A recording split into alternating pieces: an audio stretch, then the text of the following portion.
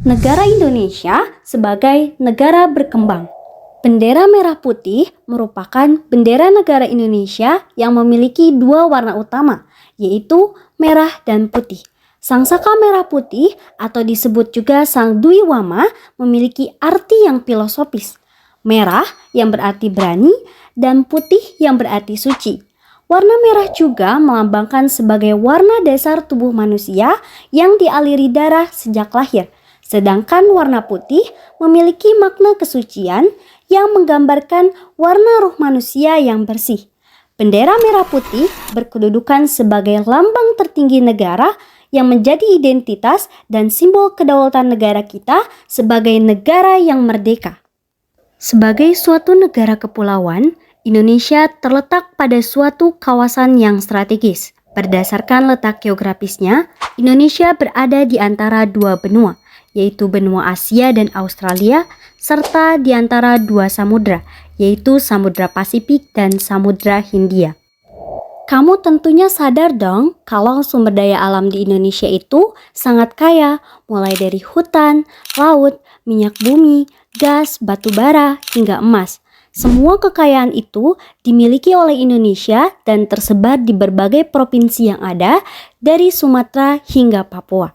Bahkan, salah satu paru-paru di dunia ini terletak di Indonesia loh, tepatnya di Pulau Kalimantan. Kekayaan alam berupa hutan tersebut membuat Indonesia menjadi penyumbang oksigen terbesar kedua di dunia. Dari salah satu fakta tersebut, kita bisa melihat bahwa potensi sumber daya alam Indonesia itu besar sekali. Dalam Undang-Undang Dasar 1945 menjelaskan bahwa lambang negara Indonesia adalah Garuda Pancasila dengan semboyan Bhinneka Tunggal Ika. Ini berarti berbeda-beda tetapi tetap satu, yang mencerminkan semangat keberagaman dan persatuan di tengah perbedaan suku, agama, ras, dan antar golongan. Mengapa Indonesia masih dikatakan sebagai negara berkembang? Padahal Indonesia dikenal dengan negara yang kaya akan sumber daya alamnya. Karena kecenderungan negara-negara berkembang adalah ditandai dengan masyarakat yang memiliki pendapatan per kapita lebih rendah dibandingkan negara maju dan biasanya memiliki populasi penduduk yang padat. Negara berkembang belum mempunyai kondisi ekonomi dan sosial yang makmur. Kebanyakan penduduknya miskin. Pemikiran-pemikiran modern belum menyusup sampai ke desa-desa, dan kemajuan teknologi masih sangat jarang mampir sampai ke desa-desa, serta banyaknya pengangguran. Melihat kondisi itu, maka Indonesia merupakan salah satu negara yang termasuk di dalamnya. Pendapatan masyarakat yang rendah dan tingkat populasi penduduk yang tinggi menjadi suatu permasalahan yang harus diatasi oleh pemerintah negara berkembang dalam upaya mensejahterakan rakyatnya. Untuk sebuah negara dikatakan negara maju atau berkembang, ada beberapa organisasi yang menentukan kriterianya atau indikatornya. Menurut World Bank atau Bank Dunia, negara dengan penghasilan tinggi atau negara maju, pendapatan per kapitanya di atas 12.375 US dollar per tahunnya. Dan Indonesia sendiri, berdasarkan data Badan Pusat Statistik, pendapatan per kapita Indonesia pada tahun 2023 mencapai 4.919,7 US dollar atau 75 juta. Sehingga dapat dibuktikan bahwa Indonesia belum menjadi negara maju, tetapi masih menjadi negara berkembang.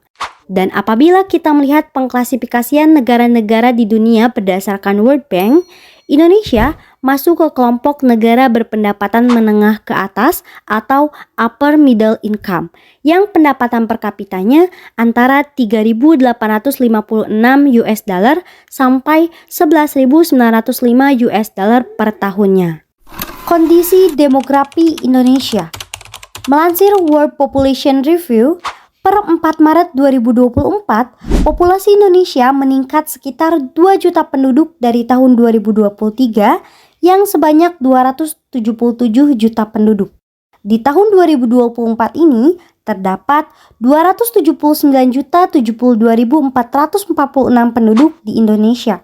Hal ini sekaligus menjadikan Indonesia sebagai negara dengan jumlah penduduk terbesar keempat di dunia pada tahun 2024.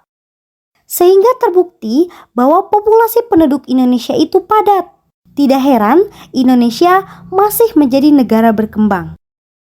Indonesia menghadapi bonus demografi, di mana bonus demografi yang dimaksud adalah proporsi penduduk usia produktif, yaitu 15 tahun sampai 64 tahun, yang akan lebih besar jika dibandingkan dengan usia non-produktif, 65 tahun ke atas, dengan proporsi lebih dari 60% dari total jumlah penduduk Indonesia.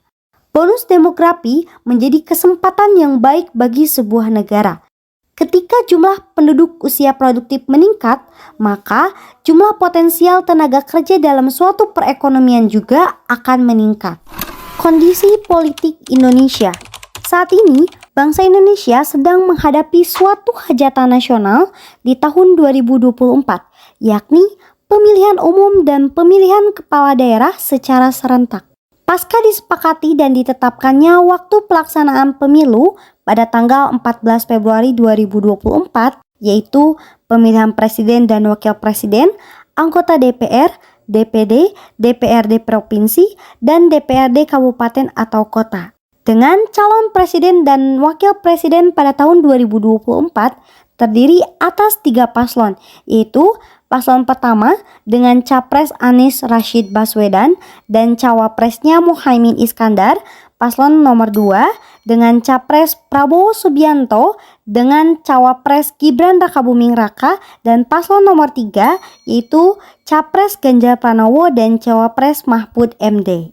Kemudian, untuk pelaksanaan pemilihan kepala daerah, gubernur dan wakil gubernur, bupati dan wakil bupati, serta wali kota dan wakil wali kota akan dilaksanakan pada tanggal 27 November 2024. Maka, sesungguhnya negara telah mengagendakan sebuah peristiwa politik bagi rakyatnya dalam upaya merotasi kepemimpinan di tingkat nasional, bahkan di tingkat provinsi dan kabupaten atau kota di Indonesia. Tidak hanya itu, ujian maha berat atas eksistensi demokrasi kita sedang dipertaruhkan di tengah kompleksitas bangsa. Dalam menghadapi pemilu 2024, sesungguhnya kita masih memiliki pekerjaan rumah yang belum juga selesai, seperti minimnya pendidikan politik, rendahnya partisipasi masyarakat, tingginya pelanggaran hukum politik uang, dan maraknya berita hoaks serta politisasi isu SARA. 5 fakta menarik tentang Indonesia. 1. Indonesia adalah rumah bagi lebih dari 100 hewan yang terancam punah. Indonesia adalah tempat bermain hewan-hewan yang semakin langka, yang mencapai tingkat kritis yang berbahaya. Hewan-hewan ini termasuk harimau Sumatera, badak Sumatera, komodo, orangutan, anoa, merak yang indah, penyu, dan tarsius tarsier. Yang mencengangkan, meskipun Indonesia hanya 1% dari luas daratan bumi, hutan hujannya adalah rumah bagi 10% dari seluruh spesies tanaman yang dikenal di dunia, 12% dari semua spesies mamalia, dan 17% dari semua spesies burung yang dikenal. 2. Rumah bagi lebih dari 700 bahasa dan dialek yang berbeda. Jumlah bahasa yang mengejutkan ini digunakan di seluruh kepulauan Indonesia dengan bahasa Indonesia sebagai bahasa resmi Indonesia. Hanya di Pulau Papua saja ada lebih dari 270 dialek yang dituturkan. 3. Rumah bagi pulau bekas pemburu kepala. Di tengah-tengah Danau Toba terdapat sebuah pulau baru bernama Pulau Samosir yang kira-kira seukuran Singapura. Ada para petualang yang mengunjungi Pulau Samosir untuk belajar tentang orang Batak kuno yang tinggal di sini yang merupakan pemburu kepala kanibalistik. Namun saat ini, orang Batak yang tinggal di pulau ini ramah-ramah dan dengan senang hati menunjukkan kepada pengunjung ke sekitar reruntuhan Batak yang suram, namun mempesona dan mengajari para pelancong tentang sejarah mengerikan mereka. 4. Rumah bagi kuil Buddha terbesar di dunia.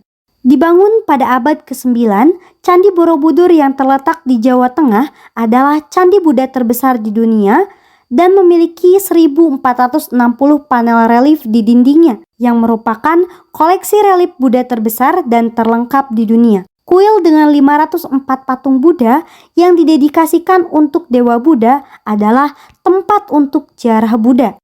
5. Negara berkembang pertama yang mengoperasikan sistem satelit domestik mereka sendiri. Setelah peluncuran pertama Palapa pada tanggal 8 Juli 1976, Indonesia menjadi negara berkembang pertama di dunia yang mengoperasikan sistem satelit domestiknya sendiri. Palapa adalah suksesi satelit komunikasi milik Indosat yang merupakan sebuah perusahaan telekomunikasi Indonesia yang diluncurkan oleh Amerika Serikat.